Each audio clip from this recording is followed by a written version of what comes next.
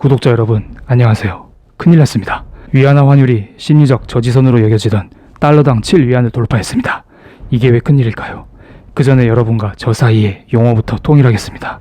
여러 뉴스에서 환율 개념을 헷갈리게 표기를 하여 이번 영상만큼은 약속을 하고 시작하겠습니다. 그래야 서로 이해가 편하죠. 위안화 환율은 보통 1달러와 동일한 위안화를 나타내는 말로써 위안화 환율이 오른다는 말은 위안화의 가치가 하락한다는 말입니다. 즉, 위안화 평가 절하와 같은 의미로 쓰이죠. 반대로 위안화 환율이 내린다는 말은 위안화의 가치가 오른다는 말입니다. 즉, 위안화 평가 절상과 같은 의미로 쓰입니다. 그런데 지금 위안화가 평가 절하되면서 위안화 환율이 2008년 5월 이후 11년 3개월 만에 처음으로 달러당 7위안을 돌파했습니다. 중국은 고정환율제와 변동환율제를 섞어 사용합니다. 일반적으로 중국인민은행에서 그날 오전에 기준환율을 고시하면 기준환율을 중심으로 위아래 2% 내로 움직이면서 위안화 환율이 결정됩니다. 그런데 중국인민은행에서 8월 5일 기준환율을 6.9225 위안으로 고시했습니다. 기준환율이 6.9 위안을 넘긴 것은 지난해 12월 이후 처음이죠. 그리고 위안화 환율은 장중에 1.8% 오른 7.1 위안까지 올랐습니다. 달러의 가치를 나타내는 달러 인덱스는 98 부근에서 횡보 중이었기 때문에 단순히 위안화의 가치만 하루 동안 1.8% 하락했다고 보시면 됩니다. 그렇다면 이게 무슨 큰일일까요? 세계는 지금 환율 전쟁 중입니다. 자국 통화의 가치를 최대한 낮추면서 수출 경쟁력을 확보하는 중이죠. 그래야 자국의 주가가 오르고 GDP가 오르고 여러 가지 측면에서 경제가 활성화될 수 있기 때문입니다. 그래서 지금 트럼프 대통령이 기준금리를 내리면서 달러의 가치를 떨어뜨리려고 별의별 짓을 다 하고 있잖아요. 인도와 호주도 기준금리를 이미 수차례 인하하였고 유럽의 중앙은행도 앞으로 완화적인 정책을 펼칠 수 있다는 암시를 꾸준히 하고 있습니다. 그렇다면 중국도 세계적인 흐름에 편승하여 위안화 가치를 떨어뜨리면서 수출 경쟁력을 확보해야겠죠. 화폐의 가치란 상대적입니다. 일반적으로 위안화 환율이라는 것도 달러 대비 위안화를 의미하고 있습니다. 지금 트럼프 대통령이 달러 가치를 떨어뜨리려고 진짜 무리하고 있는 거 보이시죠? 미중 무역 전쟁을 무리하게 하면서 진짜 달러의 가치를 힘들게 떨어뜨리려고 합니다. 왜냐하면 미국 연준은 트럼프 행정부와 독립된 기관이기 때문에 트럼프 마음대로 금리와 달러 가치를 조절할 수 없거든요. 그런데 중국은 공산당 체제를 유지하고 있기 때문에 시진핑이 마음만 먹으면 위안화 가치를 떨어뜨리면서 환율을 조작할 수 있습니다. 트럼프 대통령도 이를 잘 알고 있습니다. 트럼프 입장에서 보면 달러 가치를 힘들게 떨어뜨리려고 하는데 위안화의 가치가 달러보다 훨씬 더 떨어지면 어떻게 되는 거죠? 오히려 달러가 위안화에 비해 상대적으로 강세를 보이게 됩니다. 정말 힘들게 약달러를 만들어 놨더니 중국은 시진핑 말 한마디로 달러를 오히려 강세로 만들어버리죠. 트럼프 입장에서 이것이 반갑지는 않을 겁니다. 그래서 지금까지 트럼프 대통령은 중국을 계속 압박했습니다. 뭐라고 압박했을까요? 너네 위안화 절상시켜. 어차피 너네 고정환율제잖아. 달러 가치가 어떻게 변하든 위안화는 절상시켜. 절상이 어렵다면 위안화 가치를 떨어뜨리진 말고 그대로 유지라도 시켜. 이런 식으로요. 실제로 시진핑은 트럼프 대통령의 말을 매우 잘 들었습니다. 2018년부터 위안화 환율 차트를 보겠습니다. 미중 무역 전쟁이 시작된 18년 중반부터 18년 11월까지 위안화 환율이 꾸준히 오르고 있죠. 이때는 시진핑이 트럼프에게 덤비는 시기라 의도적으로 환율을 올렸습니다. 18년 12월부터 19년 5월까지는 위안화 환율이 떨어지는 게 보이시죠? 이때는 시진핑이 트럼프에게 깽깽하고 숙이는 시기라 트럼프의 말을 잘 들으면서 의도적으로 환율을 떨어뜨렸습니다. 18년 12월에 G20 미중 정상회담이 있었고 19년 5월에는 미중 실무진 회담이 있었습니다. 당시 회담을 앞두고 시진핑이 자중하는 모습을 보였던 것이죠. 그런데 8월 2일 트럼프 대통령은 9월 1일부터 3천억 달러 규모의 중국 수입품에 대하여 10% 관세를 부과하겠다고 밝혔습니다. 만약 중국이 이에 굴복했다면 위안화 환율은 달러당 7위안을 넘지 않았겠죠. 당일 중국은 브리핑을 통해 미국이 관세를 부과한다면 중국은 핵심 및 근본적인 이익을 보호하기 위해 필요한 대책을 강구할 것이라고 경고했습니다. 그리고 시진핑은 바로 트럼프의 추가 관세 조치에 반격에 나서면서 미국 농산물에 대한 수입 금지령을 발표했습니다. 미국의 농장지대가 내년 재선을 앞둔 트럼프 대통령의 주요 표밭이죠. 그런데 수입 금지령을 발표했다는 것은 이번에는 지지 않겠다는 결사항전의 의지로 보입니다. 추가적으로 위안화 환율도 7위안을 가볍게 깨트리면서 무역 전쟁에서 지지 않겠다는 의지를 다시 한번 보여줬습니다. 이와 관련하여 머니투데이 기사를 잠시 보겠습니다. 중국인민은행이 위안화 환율 7을 넘긴 것에 대한 합리화를 어느 정도로 한 것으로 보입니다. 그리고 7이라는 숫자는 단순한 숫자에 불과하다. 이런 의미의 발언을 한 것으로 추정됩니다. 즉, 이제 더 이상 7이라는 숫자에 얽매이지 않고 그때그때 상황에 맞춰 환율을 조절하겠다는 의미인데요. 앞으로 위안화 환율이 더 오를 가능성도 충분히 열어둬야겠습니다. 단순히 차트상으로 봤을 때에도 11년간 넘지 않았던 고점 저항대를 돌파했다는 것은 큰 의미로 볼 수 있거든요. 그렇다면 도대체 위안화 환율이 올라가면 중국 입장에서 무슨 이득과 무슨 손해가 있을까요? 만약 이득만 있다면 진작에 위안화 환율을 달러당 7이든 8이든 마음대로 올렸을 텐데 왜 이제 와서 11년 만에 위안화를 평가절하하면서 위안화 환율을 7위안 위로 올렸을까요? 위안화 평가절하는 미국의 고율 관세 부과 효과를 부분적으로 상쇄시킬 수 있어 중국 수출 기업에 유리한 측면도 있습니다. 즉, 미국의 관세 부과를 무효화시킬 수 있습니다. 예를 들어 미국이 중국산 제품에 대해 50% 관세를 부과했다고 가정하고 이에 대응하여 중국은 달러당 위안화 환율을 7에서 14로 올렸다고 가정해 보겠습니다. 이때 중국 입장에서 28위안짜리 중국 제품을 수출한다고 가정해 보겠습니다. 원래는 28위안, 즉 4달러로 미국에 수출할 수 있었지만 50% 관세가 부과되면 42위안, 즉 6달러로 미국에 수출할 수 있겠죠. 그렇다면 미국인들이 중국 제품을 살까요? 잘 쓰던 물건이 4달러에서 6달러로 가격이 올랐는데 대체 상품이 있다면 조금 품질이 떨어져도 다른 대체 상품을 쓸 거라 봅니다. 그렇다면 중국의 수출 경쟁력은 자연스럽게 떨어지겠죠. 그런데 여기에서 중국이 위안화 환율을 달러당 7에서 14로 올려버립니다. 그렇다면 무슨 문제가 발생하냐면 기존의 28위안 제품, 즉 4달러로 미국에 수출하던 중국산 제품이 이제는 50% 관세가 부과되어도 3달러로 수출할 수 있다는 것입니다. 어이가 없죠. 달러 기준으로 제품 가격을 높이면서 중국산 제품의 수출 경쟁력을 떨어뜨리려고 했던 것인데 이게 안 먹히는 것이죠. 물론 이것은 관세 부과율과 위안화 환율 조정폭에 따라 달라질 수 있습니다. 저는 과도한 가정을 하였습니다. 보셨듯이 위안화 환율을 2배로 뻥튀기 해버리면 미국이 관세를 50% 부과해도 중국이 무조건 이득 보는 상황이 됩니다. 하지만 중국은 위안화 환율을 함부로 뻥튀기 시킬 수가 없습니다. 기본적으로 자국 화폐를 인위적으로 평가절하시키면 환율 조작국에 지정될 수 있는 문제도 있습니다. 실제로 미국은 8월 6일 오전에 중국을 환율 조작국으로 지정했습니다. 중국이 환율 조작국에 지정됐으니 중국에 투자하는 미국 기업들에 대한 금융 지원 금지, 중국 기업의 미국 조달 시장 진입 금지, IMF를 통한 위안화 절상 압박이 가능해졌지만 하지만 이런 지정이 중국 경제에 당장 큰 타격을 주거나 위안화 절상을 유발시키거나 이러진 않습니다. 환율 조작국 지정 자체는 앞으로 미중 무역 전쟁이 본격화될 수 있다는 의미로 해석할 수 있습니다. 상징적인 의미죠.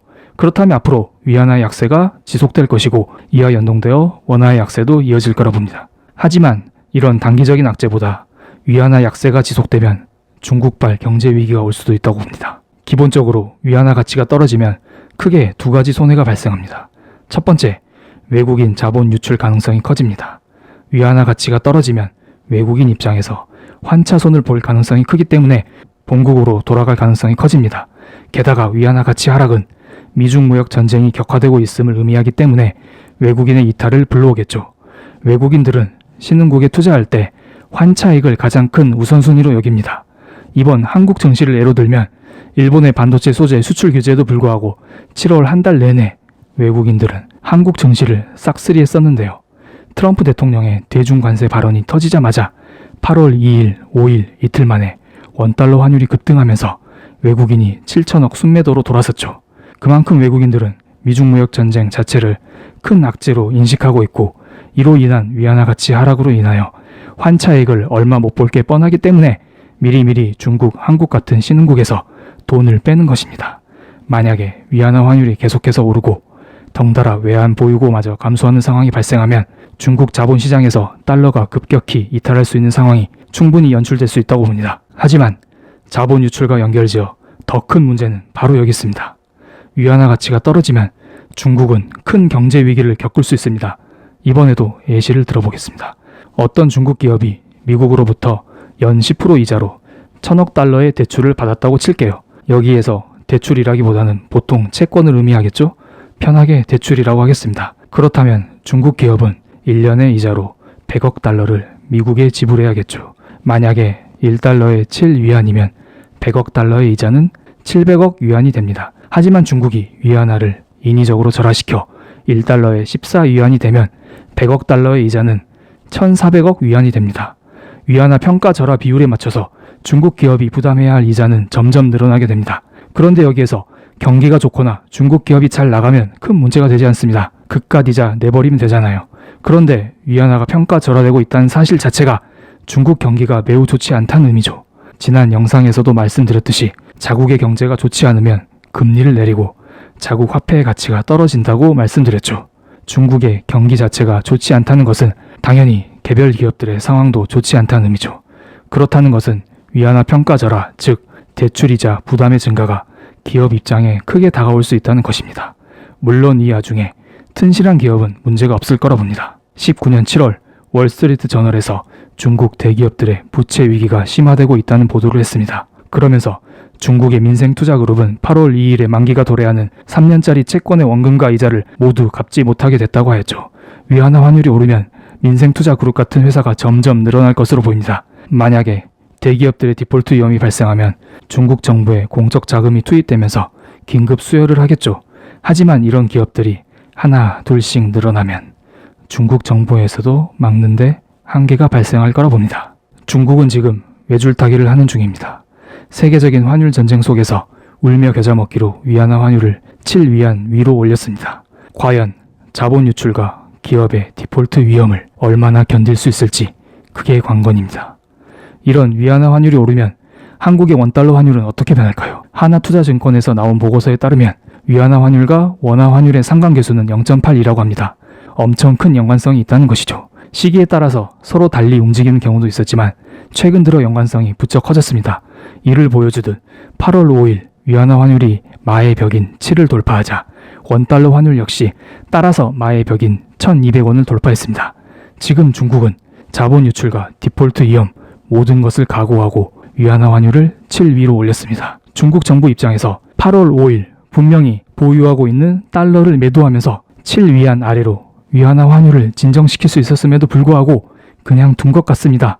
그럼 당연히 원달러 환율 역시 1200 아래로 떨어지기는 힘들 거라 봅니다.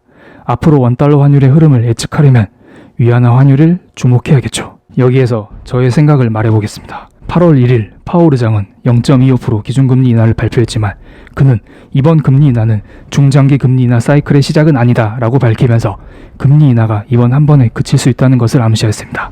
그래서 트럼프 대통령은 그 다음날 바로 대중 관세 부과 발언을 하면서 미국 증시를 흔들어버렸죠. 즉 이번 관세 부과의 주요 목적은 파월의 입에서 추가적인 기준금리 인하라는 말을 유도하기 위해서입니다. 물론 중국을 압박하는 의도도 당연히 있겠죠. 지금 미국의 10년 만기 채권 금리를 보겠습니다. 트럼프 대통령의 대중 관세 부과 발언 이후에 바로 채권 금리는 2% 아래인 1.9%까지 떨어졌습니다. 채권 금리 인하는 앞으로 기준금리 인하 쪽에 시장 참여자들이 베팅하고 있다는 의미죠. 그러면서 자연스럽게 장단기 금리차를 나타내는 10년 만기 채권 금리에서 2년 만기 채권 금리를 뺀 값이 0.14까지 하락했습니다. 저는 동의하진 않지만 사람들은 이 수치가 마이너스가 되면 경제 위기가 발생한다고 하죠. 지금 0에 거의 근접했습니다. 아마 파월 의장은 금리 인하를 암시하는 발언을 조만간 할 가능성이 매우 큽니다. 역사는 반복됩니다. 지난 5월 10일 미국이 2천억 제품에 대한 관세를 기존 10%에서 25%로 인상하자 6월 초 바로 파월은 금리 인하를 암시하는 발언을 했었죠. 당시 10년 만기 미국 채권 금리를 보면 빨간색 동그라미를 친 5월 10일 이후에 채권 금리는 2.5%에서 2.1%로 수직 낙하했습니다. 그러면서 시장 참여자들은 7월 연준회의에서 0.5% 금리 인하까지 기대했던 것이죠. 이번에도 채권 금리만 보면 당시와 비슷하게 흘러가는 것 같습니다. 8월 22일에 열릴 잭슨홀 미팅에서 파월 의장이 금리 인하를 암시하는 발언을 할 가능성이 매우 크고 그 이전에도 발언 기회가 있다면 금리 인하를 암시하는 발언을 할 것 같습니다. 여기까지는 일어날 가능성이 매우 큽니다. 이제부터는 저의 뇌피셜에 근거하여 설명드리겠습니다. 만약 이런 전개로 흘러가게 되면 굳이 다음 달 초에 대중 관세를 부과할 필요가 없을 거라 봅니다. 트럼프 대통령은 관세를 무기한 연기시키거나 아니면 다른 당근을 중국에 주면서 화해의 손길을 내밀 수 있을 거라 봅니다. 미국 재선이 약 1년 남은 상태에서 굳이 무리를 할 필요가 있을까 하는 생각이 듭니다. 그렇게 되면 위안화 환율 역시 안정을 찾아가겠죠. 이제 다시 7 이하로 떨어지기는 힘들어 보이지만 급등세는 멈출 수 있을 거라 봅니다. 이때 중요한 것은 파월 의장이 금리 인하를 암시하는 발언을 할 때까지 과연 위안화가 어디까지 오르냐는 것이죠. 잭슨홀 미팅까지는 2주의 시간이 남아있고 상황의 시급함을 인지하고 있는 파월 의장이 그 이전에 금리 인하를 암시하며 시장으로 하여금 숨통을 트이게 할 수 있다고 봅니다. 지금 미국 증시 자체도 급락하고 있거든요. 파월 의장이 한마디만 해주면 미국 증시도 안정시키고 위안화 환율도 안정시킬 수 있는 상황입니다. 물론 일시적인 안정일 가능성이 크겠지만요. 종합적인 저의 견해는 상황이 어떻게 전개되어도 경제 위기까지는 오지 않을 것 같습니다. 솔직히 중국 기업의 부채 상황을 정확하게 파악하기는 어렵습니다. 공개된 자료가 충분치 않아 조사하기 매우 어렵거든요. 하지만 트럼프 대통령의 재선이 1년 정도 남았는데요. 여기에서 중국발 경제 위기를 터뜨리면 트럼프는 재선에 성공하기 힘들 거라 봅니다. 지금까지 그의 행동 패턴을 보면 아시겠죠? 재선에 거의 미쳐 있습니다. 그런데 굳이 이런 무리수를 둘까요? 그렇다면 이 상황에서 다들 이런 의문을 하나씩 던지겠죠. 그렇다면 지금 이런 거지 같은 상황은 뭐냐고요? 이건 경기 침체 상황입니다. 그 증거로서 외국인들이 요즘 들어 한국 채권뿐만 아니라 중국 채권을 계속 사고 있습니다. 외국인들은 해당 나라가 호황이면 주식과 채권을 모두 매수하고 해당 나라가 경기 침체 구간이면 주식을 매도하고 채권을 매수합니다. 보통 경기 침체가 이어지면 채권 가격이 오르니까요. 하지만 경제 위기가 올 것 같으면 주식과 채권을 모두 매도하고 떠납니다. 나라가 망하면 주식과 채권이 모두 휴지 조각이 되거든요. 중국의 부채가 매우 많은 것은 사실입니다. 중국이 과도한 부채로 인하여 경제 위기가 올 것이란 이야기는 수년 전부터 들려왔습니다. 실제로 2015년도에는 경제 위기가 살짝 올 뻔도 했었죠. 그리고 이번에 11년 만에 위안화 환율이 7위안을 넘으면서 지금까지 겪어보지 못했던 새로운 상황이 연출되고 있는 것도 사실입니다. 부채가 많은 중국 입장에서는 엄청 쫄릴 거라 봅니다. 그런데 이런 위안화 평가 절하 역시 중국이 의도적으로 만든 것입니다. 그런데 경제 위기가 이렇게 쉽게 올까요? 제가 주목하는 투자 자산은 여러 차례 설명드려왔습니다. 저는 위기를 기회로 삼는 투자를 선택했을 뿐입니다. 구독자 여러분들, 여기에서 생각을 잘 하시기 바랍니다. 분명히 중국발 경제 위기가 올 가능성은 있습니다. 경제 위기를 염두하고 계시면 지금 주식과 부동산 같은 위험 자산은 다 파시고 채권형 자산이나 금으로 눈을 돌려야겠죠. 달러는 현금성 자산이니 잘 고민해 보시고요. 혹시 저처럼 위기를 기회로 삼고 싶으신 분은 저와 비슷한 전략으로 자산 배분을 하시면 됩니다. 저의 자산 배분 전략이 궁금하시다고요? 저의 영상을 처음 보신 분들은 시간 내어서 차근차근 다 봐주시면 감사하겠습니다.